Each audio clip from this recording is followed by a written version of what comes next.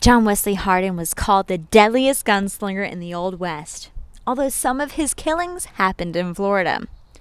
Born in Texas, he killed his first man at the age of 15.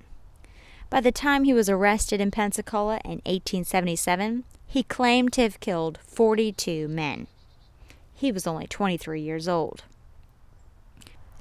The outlaw's capture took place on a train in what is now downtown Pensacola. This is what the newspapers of the time had to say about it.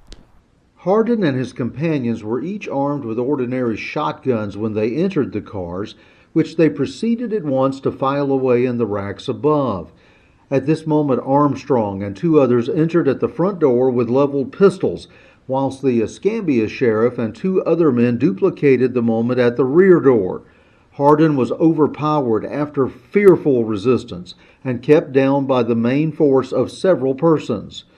One of the men, known as Billy Mann, escaped through a window, and the remaining two struggled with all their might against the crowd with whom they were contending, now numbering a dozen or more, but were finally secured.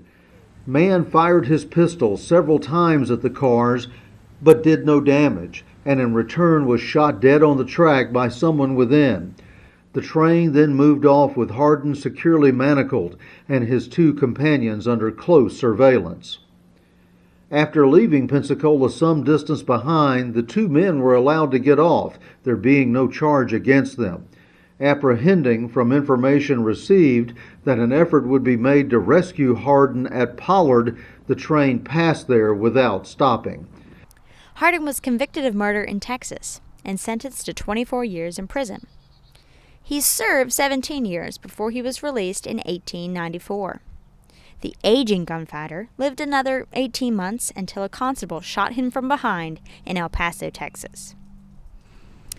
The site of John Wesley Hardin's capture is next to the Museum of Industry in downtown Pensacola. Read more original accounts on our website at twoeggtv.com. In Pensacola, Florida, I'm Rachel Conrad for 2egg TV.